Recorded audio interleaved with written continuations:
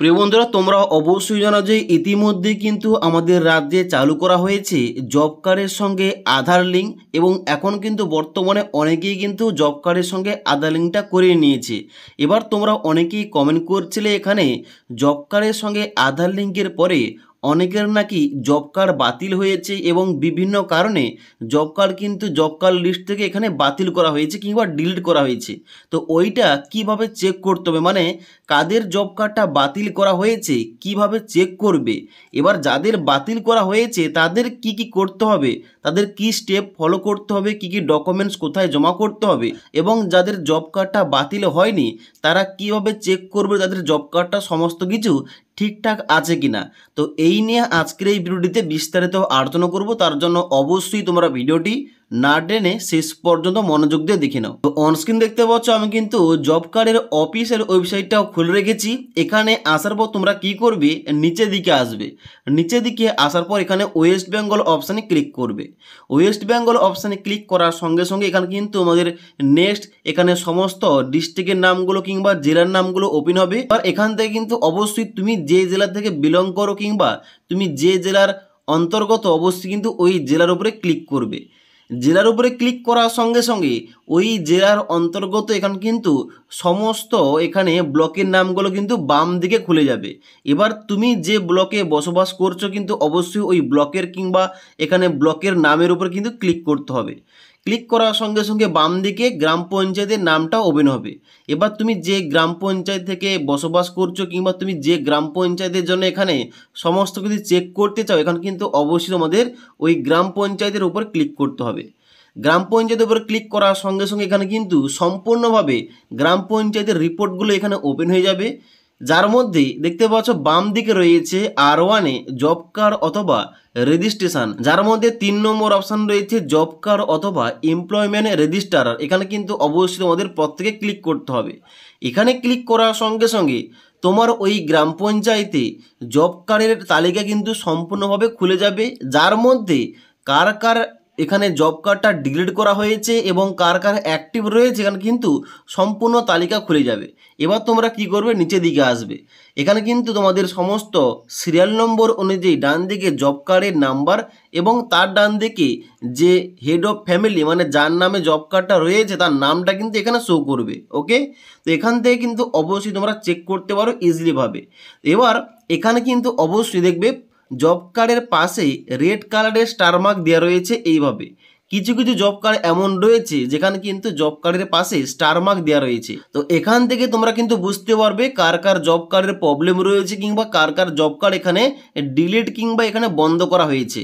তো এখানে জব কার্ডের পাশে যে রেড কালারের স্টার মার্ক দেওয়া রয়েছে এগুলোতে ক্লিক করার সঙ্গে সঙ্গে তোমরা দেখতে পাবে এখানে কিন্তু তোমাদের লেখা উঠছে ডিলিটেড অন ডেট 28/7/2017, মানে এই জব কার্ডটা কিন্তু ডিলিট করা হয়েছে কিংবা বন্ধ করা হয়েছে। এই জব কার্ডটা কোনোরকমভাবে চালু করা নেই। নিচের দিকে এলে আরও দেখতে পাবে এখানে কিন্তু আমাদের রয়েছে ব্যাঙ্ক অ্যাকাউন্ট, যেখানে কিন্তু কোনো রকম ব্যাঙ্ক অ্যাকাউন্টে অ্যাড করা নেই এবং এই জব কার্ডটা কিন্তু সম্পূর্ণভাবে বন্ধ করা হয়েছে। ওকে, এবার তোমরা কীভাবে চেক করবে যে এখানে তোমাদের জব কার্ডটা ঠিকঠাক আছে কিনা। যখন তোমাদের জব কার্ডে ক্লিক করবে এখানে কিন্তু অবশ্যই তোমরা প্রথম সার্চ করে নেবে। কীভাবে সার্চ করবে, তোমাদের নামটা আছে কিনা এখানে কিন্তু ডান দিকে 3 ডট অপশানে ক্লিক করবে। ক্লিক করার পর নিচের দিকে আসার পর তোমরা এখানে ফাইন্ড ইন পেজ এখানে ক্লিক করবে। ক্লিক করার সঙ্গে সঙ্গে এখানে কিন্তু তোমাদের নামটা এখানে দেবে। নামটা দেওয়ার পর এখানে কিন্তু অবশ্যই তোমরা সার্চ করবে তোমাদের নামটা আছে কিনা। তো এখানে নামটা থেকে থাকলে এখানে কি করবে, তোমাদের কিন্তু অবশ্যই নামের যে বাম দিকে নাম্বার দেওয়া রয়েছে জব কার্ডের নাম্বারটা, কিংবা তোমার তো জব কার্ড অলরেডি রয়েছে তোমার নাম্বারটা কিন্তু এখান থেকে ফাইন্ড করবে। ফাইন্ড করার পর তোমরা ওই নাম্বারের উপরে ক্লিক করবে। নাম্বারের উপরে ক্লিক করার সঙ্গে সঙ্গে এখানে কিন্তু তোমাদের দেখাবে A to Z তথ্যগুলো, যেখানে কিন্তু অবশ্যই তোমরা দেখবে এখানে কিন্তু বর্তমানে আমি যে জব কার্ডটা খুলে রেখেছি এই জব কার্ডটা কিন্তু অ্যাক্টিভ রয়েছে। কারণটা কি, কারণটা হচ্ছে এখানে ব্যাঙ্ক অ্যাকাউন্ট লিঙ্ক রয়েছে এবং উপরে কিন্তু কোন রকম ডিলিট অপশান কিংবা বাতিল কিন্তু করা হয়নি। এবার নিচের দিকে আসার পর এখানে কিন্তু তোমাদের সমস্ত কিছু লিস্ট শো করবে এই জব কার্ডে কিন্তু কাজ করা হয়েছে এবং যার জন্য কিন্তু এখানে এই কার্ডটা অ্যাক্টিভ রয়েছে।